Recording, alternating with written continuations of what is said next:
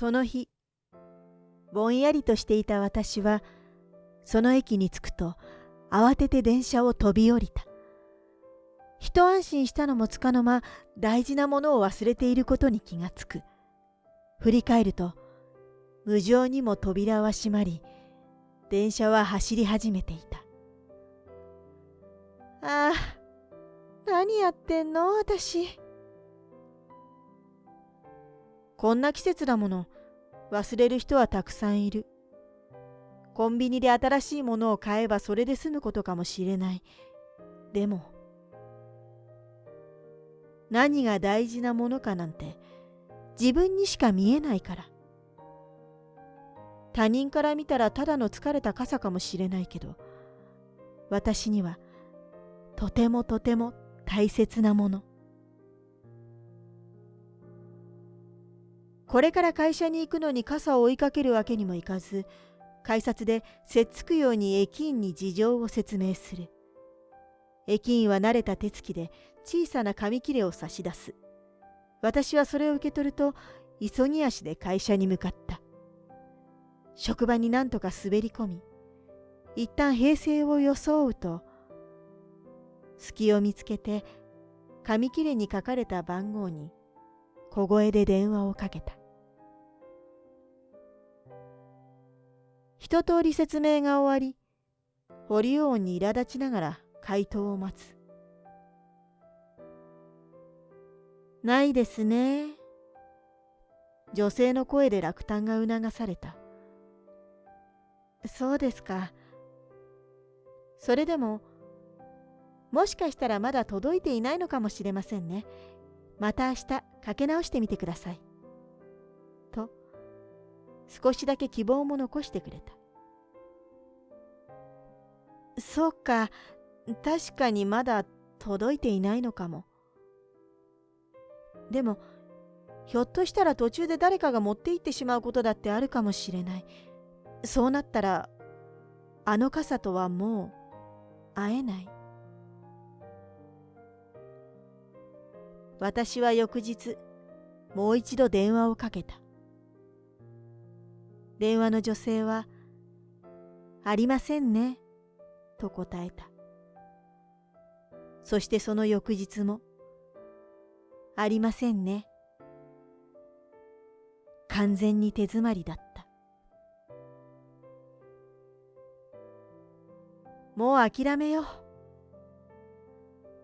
そう決めてみたところで、心の雲が晴れるほど私の気持ちは単純ではなかったが、たゆみない時間の浄化力でやっと薄らぎ始めた頃、数日ぶりに雨が降った。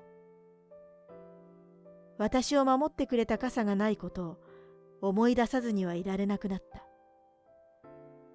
往生際が悪いと知りつつ、これが最後、もう一度だけと電話をかけた。聞き慣れた女性の声。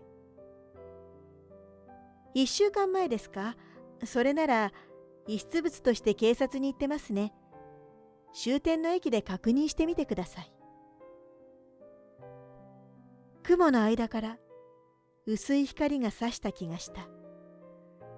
その光にすがるように私はまた傘を追いかけ始める。終点の駅に電話をかけると、女性が言った通り、忘れ物たちはすでに警察に移されていた。きっとこれが最終地点。縁もゆかりもない土地の警察の電話番号を聞いて、ダメ元で電話をする。電話の向こうで、これかな？それっぽいのはあるけど。本当ですか？意外な答えに胸が高鳴った。でも目立った特徴があるわけではないので、電話だけのやり取りでは確定ができない。私は自宅から離れたその町に出向くことにした。電車に乗って私が降りるいつもの駅をはるかに越え、終点の駅へ向かう。ちょっとした旅行のようだった。これでなかったら諦めるしかない。そうやって心の整理をつけたかったのかもしれない。訪れたことのない閑静な駅を降り、タクシーを拾う。慣れない場所に戸惑いながら警察署の門をくぐる。遺失物係の人は、ちょっと待ってて、と言って、一旦奥の部屋に消えた。後ろ姿が消えたその場所から目が離せないまま、緊張をまとい、その場に立ち尽くす。どれくらい時間が経ったのか、正確にはわからない。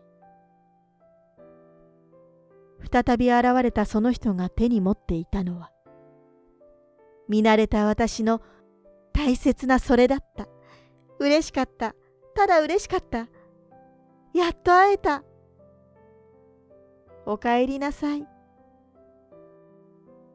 警察の人にお礼を言い、傘を抱きしめながら外に出ると、くしくも雨が降り出していた。満を持して傘を差す。いつもの感覚に安心して歩き出すと、いきなり突風が吹いて、傘はまたもや私から離れていこうとする。そうはさせじと傘の柄にぐっと力を入れる。からかうようにバタバタと暴れる傘を操りながら、まったく私、こいつにどれだけ振り回されるのかな。本当にダメだな。と、この傘の持ち主だった人のことを思い出していた。